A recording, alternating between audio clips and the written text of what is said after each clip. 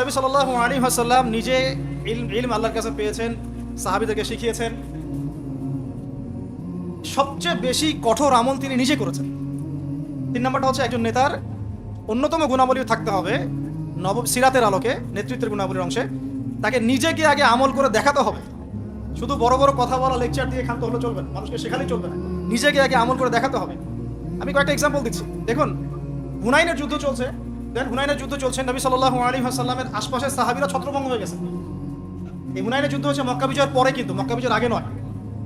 তো সাহাবীরা ছত্রভঙ্গ হয়ে গেছেন। নবী সাল্লাল্লাহু আলাইহি ওয়াসাল্লাম নিজে সামনে এগিয়ে গিয়ে তরোয়াল খুলে উঁচু করে বলছিলেন যে আনা মুহাম্মদ আনা রাসূলুল্লাহ লাস্তু কাযিবান, আমি মুহাম্মদ, আমি আল্লাহর রাসূল সাল্লাল্লাহু আলাইহি ওয়াসাল্লাম, লাস্তু কাযিবান, আমি মিথ্যাবাদী নই।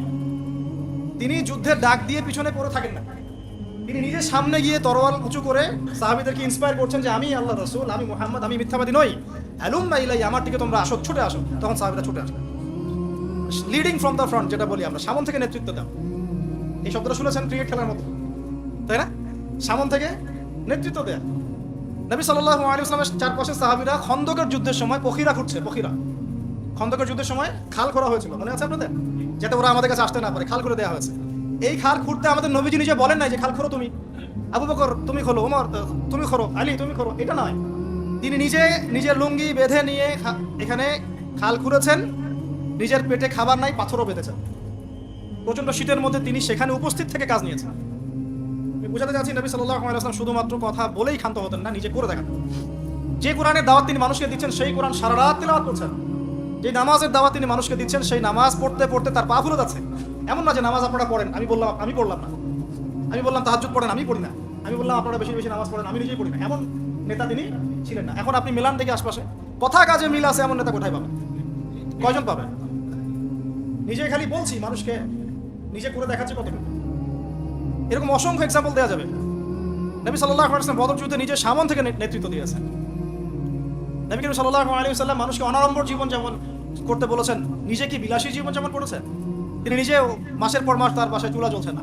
এগুলো আমরা আসলে চিন্তা করতে পারবো না, আর আমাদের এত পরীক্ষা আল্লাহ পাক নিবেনও না, কারণ এগুলো যার ঈমান যত উঁচু তার পরীক্ষা তত বেশি হয়। নবী সাল্লাল্লাহু আলাইহি ওয়াসাল্লাম বাসায় তার খাবার নাই, খেজুর খেয়ে থাকছেন, অনেক সময় রুটি খাচ্ছেন জাইতুনের তেল দিয়ে, খুব রেয়ার গোশত খাচ্ছেন। নবী হওয়ার পরে তিনি 3 দিন টানা পেট ভরে খান নাই। তার মানে কি তিনি শুধু নিজে বড় বড় কথা বলেছেন না, নিজেও সেটা আমল করে দেখিয়েছেন? খেয়াল করে দেখেন, নিজে মানুষকে খালি বলেননি তোমরা দান সদকা করো, বরং যেই তার কাছে হাত পাততো তাকেই তিনি দান করে দিতেন। দান করতে করতে করতে এমন একটা অবস্থা, ঘরে আয়েশা রাদিয়াল্লাহু আনহা থেকে শুরু করে অন্য স্ত্রীদের কারো ঘরেই কোনো খাবার নাই। ঈদের দিন তার ঘরে খাবার নাই। আয়েশা রাদিয়াল্লাহু আনহা বলছেন যে ইয়া রাসূলুল্লাহ, কিছু দিয়ে যান, আমরা ঈদের রান্না বান্না করব। নবীজি কিছু দিতে পারলেন না, সুবহানাল্লাহ সাল্লাল্লাহু আলাইহি ওয়াসাল্লাম। তিনি চলে গেলেন ঈদের নামাজ পড়াতে। ঈদের নামাজ পড়িয়ে বাসায় এসে দেখলেন রান্না বান্না হচ্ছে, মাশাআল্লাহ, সবার ঘরে রান্না হচ্ছে। তো তিনি জিজ্ঞাসা করলেন খাবার কোথা থেকে আসলো? তখন তার স্ত্রীরা বললেন, আম্মা জান যারা ছিলেন রাদিয়াল্লাহু আনহা, আয়েশা রাদিয়াল্লাহু আনহা সম্ভবত বলেছেন যে আপনি যখন চলে গিয়েছেন তখন উসমান বিন আফফান রাদিয়াল্লাহু আনহু তিনি প্রত্যেক স্ত্রীর ঘরে একটা করে উট পাঠিয়েছেন খাওয়া। আপনারা ব্যবসায়ীরা উসমান রাদিয়াল্লাহু আনহুর মতো হয়ে যান এবং দিনের জন্য আপনাদের এই অর্থবিত্ত যা আছে ঢেলে দেন ইনশাআল্লাহ। যে ব্যক্তি দুনিয়া গোছাবে, আল্লাহ পাক তার পরকাল গোছাবেন। যে ব্যক্তি পরকাল গোছাবে, আল্লাহ তার দুনিয়া গুছিয়ে দিবেন ইনশাআল্লাহ। আর আল্লাহ নবী সাল্লাল্লাহু আলাইহি ওয়াসাল্লাম এরপর কি করেছেন জানেন? হাত তুলে দোয়া করেছেন। দোয়াটা আমি মুখস্থ করে রেখেছি, কারণ আমার ছেলের নাম উসমান। ওকে দেখলে আদর করতে হবে, দোয়াটা যেন করা যায়। আল্লাহুম্মা সাহহিলিল হিসাবা আলাল উসমান, আল্লাহুম্মা সাহহিলিল হিসাবা আলাল উসমান। আল্লাহ তুমি উসমান রাদিয়াল্লাহু আনহুর একদম সহজ হিসাব নিয়ে নিও। এই জন্য উসমান রাদিয়াল্লাহু আনহুর হিসাব হবে 3 নাম্বার। প্রথমে আবু বকর সিদ্দিক, তারপর ওমর ইবনে খাত্তাব, তারপর উসমান ইবনে আফফান, এবং তিনি যাবেন, বের হয়ে চলে আসবেন। হিসাব সহজ নাই। ওই যে দোয়া নবী সাল্লাল্লাহু আলাইহি ওয়াসাল্লাম করেছেন, একদিনের আমল। এরকম লাইফ ছিল তার। নবী সাল্লাল্লাহু আলাইহি ওয়াসাল্লাম নিজে করে দেখাতেন, খালি বলেননি দান করো। আর আমরা মাশাআল্লাহ ওয়াজ মাহফিলে এসে দেখি যে দান উঠাচ্ছে। আপনি কত টাকা দান করেছেন? আপনি দেন 50, কে 50 দিবেন হাত তোলেন, বাস। আমি কিন্তু বলছি না, বাস 50 দিল, কে 20 দিবেন, কে 20 দিল, কে 10 দিবেন, 10 দিল।